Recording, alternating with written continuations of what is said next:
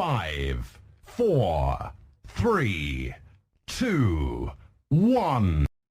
Bismillah, Assalamualaikum warahmatullahi wabarakatuh.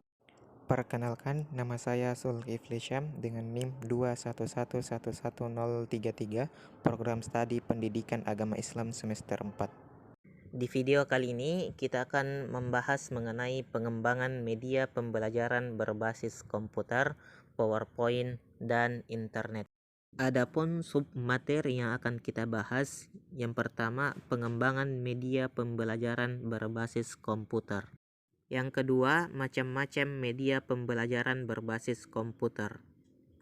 Yang ketiga, prinsip-prinsip media pembelajaran berbasis komputer. Yang keempat, pengembangan media pembelajaran berbasis PowerPoint. Yang kelima, langkah-langkah pengembangan media pembelajaran berbasis PowerPoint. Dan submateri terakhir yaitu pengembangan media pembelajaran berbasis internet. Materi pertama, pengembangan media pembelajaran berbasis komputer. Pembelajaran berbasis komputer adalah pengelolaan pembelajaran dengan memanfaatkan perangkat, baik perangkat keras maupun perangkat lunak komputer. Pemanfaatan perangkat komputer juga sering diidentikan dengan penggunaan jaringan status internet. Namun sebetulnya, komputer tidak terbatas pada perangkat komputer dan internet, melainkan juga meliputi media informasi seperti televisi, radio, multimedia player, handphone, dan beragam piranti komputer lainnya. Macam-macam media pembelajaran berbasis komputer. Yang pertama, internet. Yang kedua, video conference. Yang ketiga, software pembelajaran. Yang keempat, CD-ROM. Yang kelima, email. Materi selanjutnya yaitu prinsip-prinsip media pembelajaran berbasis komputer. Yang pertama, aktif. Memungkinkan siswa dapat terlibat aktif oleh adanya proses belajar yang menarik dan bermakna. Prinsip kedua yaitu konstruktif.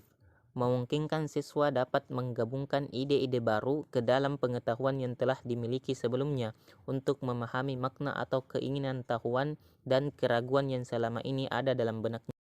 Prinsip ketiga yaitu kolaboratif. Memungkinkan siswa dalam suatu kelompok atau komunitas yang saling bekerja sama, berbagi ide, saran atau pengalaman, menasehati dan memberi masukan untuk sesama anggota kelompok. Prinsip keempat, antusiastik. Memungkinkan siswa dapat secara aktif dan antusias berusaha untuk mencapai tujuan yang diinginkan. Prinsip kelima, dialogis. Memungkinkan proses belajar secara inheren merupakan suatu proses sosial dan dialogis di mana siswa memperoleh keuntungan dari proses komunikasi tersebut, baik di dalam maupun di luar sekolah. Prinsip keenam, kontekstual. Memungkinkan situasi belajar diarahkan pada proses belajar yang bermakna real world melalui pendekatan problem based and case based. Prinsip ketujuh, reflektif. Memungkinkan siswa dapat menyadari apa yang telah ia pelajari serta merenungkan apa yang telah dipelajarinya sebagai bagian dari proses belajar itu sendiri. Prinsip kedelapan, multisensory. Memungkinkan pembelajaran dapat disampaikan untuk berbagai modalitas belajar, baik audio, visual, maupun kinestetik. Dan prinsip terakhir yaitu high order thinking skill training. Memungkinkan untuk melatih kemampuan berpikir tingkat tinggi seperti problem solving, pengambilan keputusan, dan lain-lain, serta secara tidak langsung juga meningkatkan komputer dan media literasi. Selanjutnya, pengembangan media pembelajaran berbasis PowerPoint. Media pembelajaran berbasis PowerPoint atau biasa disebut dengan PPT adalah sebuah alat yang digunakan untuk menyajikan materi pembelajaran dengan menggunakan aplikasi Microsoft PowerPoint. Media ini dapat berupa slide presentasi yang berisi teks, gambar, video, audio, dan elemen interaktif lainnya yang dapat memperkaya pengalaman belajar peserta didik. Langkah-langkah pengembangan media pembelajaran berbasis PowerPoint. Pertama, menentukan tujuan pembelajaran. Langkah pertama dalam pengembangan media belajar berbasis PPT adalah menentukan tujuan pembelajaran yang ingin dicapai. Tujuan ini harus jelas dan spesifik agar dapat dijadikan acuan dalam menyusun materi pembelajaran. Langkah kedua yaitu menyusun materi pembelajaran. Setelah menentukan tujuan pembelajaran, langkah selanjutnya adalah menyusun materi pembelajaran. Materi ini harus disusun dengan sistematis dan terstruktur sehingga mudah dipahami oleh peserta didik. Langkah ketiga, memilih template dan desain yang tepat. Pilihan template dan desain yang tepat akan mempengaruhi daya tarik dan keterlibatan peserta didik dalam pembelajaran. Pilihlah template dan desain yang sesuai dengan tema dan tujuan pembelajaran. Langkah keempat, menambahkan elemen interaktif. Elemen interaktif seperti gambar, video, audio, dan animasi dapat meningkatkan keterlibatan peserta didik dalam pembelajaran. Tambahkan elemen interaktif yang relevan dengan materi pembelajaran. Langkah kelima, mengoptimalkan penggunaan slide. Slide dalam PPT harus disusun dengan rapi dan terstruktur agar peserta didik dapat mengikuti dengan mudah. Pastikan juga ukuran font dan warna teks yang digunakan mudah dibaca oleh peserta didik.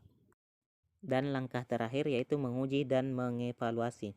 Sebelum digunakan dalam pembelajaran, media belajar berbasis PPT harus diuji terlebih dahulu untuk memastikan tidak ada kesalahan atau kesalahan teknis. Setelah digunakan, lakukan evaluasi untuk mengetahui efektivitas dan keefektifannya dalam pembelajaran. Pengembangan media pembelajaran berbasis internet. Media pembelajaran berbasis internet adalah suatu kegiatan pembelajaran yang memanfaatkan media situs atau website yang bisa diakses melalui jaringan internet. Implementasi pemanfaatan jaringan internet sebagai sumber dan media pembelajaran. Yang pertama, browsing. Browsing atau surfing merupakan istilah umum yang digunakan bila hendak menjelajahi dunia maya atau web.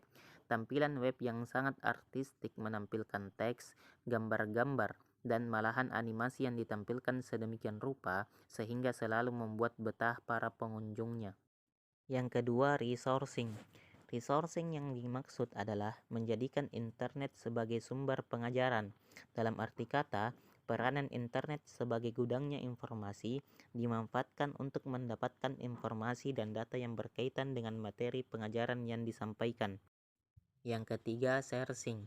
Sharing merupakan proses pencarian sumber pembelajaran guna melengkapi materi yang akan disampaikan kepada peserta didik. Dalam hal ini, segala sesuatu informasi yang berkaitan, sumber informasi tersebut belum diketahui, sehingga dengan memanfaatkan search engine adalah salah satu fasilitas yang tersedia pada aplikasi untuk mencari informasi yang kita inginkan. Yang keempat, email. Email merupakan aplikasi yang paling populer sejak internet pertama kali diperkenalkan, karena dengan fasilitas ini, orang-orang dapat menjembatani komunikasi data antar personal maupun antar perusahaan. Akan tetapi, seiring perkembangan zaman, media komunikasi melalui sosial media semakin berkembang dan semakin memudahkan untuk melakukan consulting dan communication. Demikianlah pembahasan tentang pengembangan media pembelajaran berbasis komputer, PowerPoint, dan internet. Terima kasih sudah menonton. Jangan lupa like, comment, and share.